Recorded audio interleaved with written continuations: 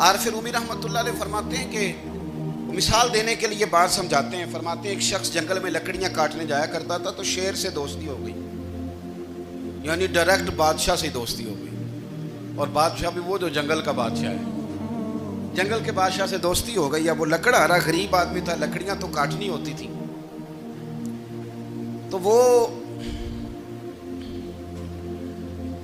جنگل کا بادشاہ اعلان کر دیتا جانوروں کو کہ میرا دوست آیا, ایک تو کوئی تنگ نہ کرے, اور دوسرا یہ کہ سب لوگ مل کے اس کے ساتھ تعاون کریں.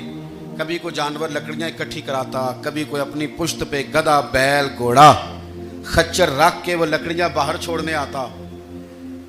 تو اب اس کی بڑی دھوم مچ گئی جنگل کے اندر. لکڑہارا مزدور تھا, وہ بادشاہ سے دوستی کر کے بادشاہ ہی بن گیا. وہ گھر آ کے نا بیوی کو اکثر بتاتا کہ میرا ایک دوست ہے, میں جاتا ہوں تو ساری پہلے ہی مخلوق کھڑی ہوتی ہے میرے استقبال کے لیے. دوستی جو بڑے سے ہو گئی ہے. بنا ہے شاہ کا مصاحب تو پھر یہ ہے اتراتا, وگرنہ شہر میں غالب کی آبرو کیا ہے. ہمیں تو پوچھتا ہی کوئی نہیں, یہ تو بنا ہے شاہ کا مصاحب تو پھر یہ ہے اتراتا, وگرنہ شہر میں غالب کی آبرو کیا ہے. تو وہ لوگوں کو بتاتا, بیوی کو بھی بتاتا دوست ہے. تو بیوی کہنے لگی اتنی تو تعریفیں کرتا, یہ نہیں بتایا کہ وہ جنگل کا شیر ہے, پر نیرا دوست بتا دیا. بیوی کہنے لگ گئی کہ تو اتنا جو اس کا ذکر کرتا ہے تو کسی دن بلا نا, بلا کسی دن تاکہ اس کی دعوت کریں.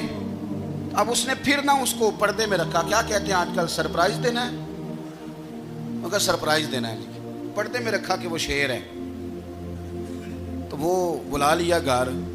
اب اس کے لیے کچا گوشت, ظاہر ہے شیر نے کچا گوشت دکھانا تھا. وہ کہنے لگی پکانا کس طرح کا ہے. وہ کہنے لگا جب وہ آئے گا پھر بتاؤں گا. اب وہ کچا گوشت 2-3 بکرے ذبح کر کے ڈال دیے. وہ آ گیا شیر.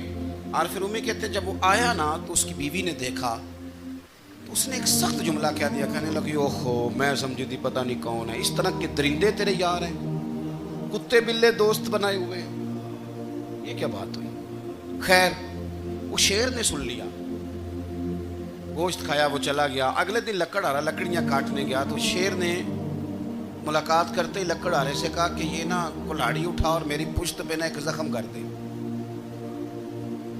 اس نے کہا نہیں میں یہ کام نہیں کرتا, تو میرا دوست ہے. اس نے کہا سن بھائی, میں نے پیار سے کہا ہے تو مان جا, ورنہ میں ہوں شیر, میں نے تجھ سے منوا ہی لینا ہے, میں کوئی تکلیف دوں گا مناسب نہیں, تو کر.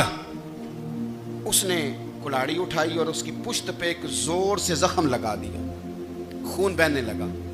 اس نے کہا تو نے آج کے بعد آنا ہے, لکڑیاں کاٹنی ہے, تجھے کوئی کچھ نہیں کہے گا, بس یہ ایک حکمت تھی جو میں نے کیا ہے. قصہ مختصر. وہ آتا رہا, لکڑیاں ملتی رہیں, خدمت بھی ہوتی رہی. 6-8 ماہ گزر گئے. ایک دن شیر اس سے کہنے لگا یہ میرے ذرا بال اٹھا کے دیکھ, وہ جو تو نے زخم لگایا تھا وہ کہاں پہ ہے. اس نے وہ بال اٹھا کے دیکھا تو زخم ملا ہی نہیں, کئی جگہ پہ ٹٹولا کا, یار یہاں تھا یہاں تھا یہاں تھا. شیر نے پھر کیا کمال ہی جملہ کہا. اس نے کہا کہ وہ جو کلاڑی کا زخم تو نے لگایا تھا نا وہ مکمل ہو گیا, لیکن تیری بیوی کا جو لہجہ تھا اور اس کی جو تلخی تھی وہ آج تک میرے ذہن میں موجود ہے, وہ ابھی بھی مجھے تکلیف دیتی ہے. وہ بات سوچتا ہوں مجھے اس نے درندہ کہا, اس نے میرے بارے میں اتنے کچے اور کمزور اور سخت جملے کہے, تو وہ بات مجھے بھولتی, وہ آج بھی میرے ذہن میں اسی طرح گونجتی ہے. تلخ جملے جو اس نے کہے اور خوفناک جو انداز اس نے اختیار کیا, وہ بات مجھے کبھی بھی بھولتی. تو آپ کے لفظ لوگوں کو بھول جاتے ہیں پر لہجہ یاد رہتا ہے اگر ہم اپنے لہجے پر تھوڑی توجہ ہی کر لیں. کچھ لوگ کہتے ہیں جی میرا جی روٹین ہی یہ ہے بات کرنے کی, تو یہ یاد رکھنا کسی وقت ایسا بھی ہوتا ہے کہ شیر کو سوا شیر مل جاتا ہے. پھر ایسا نہ ہو کہ آپ کی تلخی کی جواب میں کوئی اس طرح کی تلخی ہو کہ پھر آپ اس کو کبھی بھلا نہ سکیں. ہمارے ہاں نا یہ دور تیزیاں دکھانے کا دور ہے.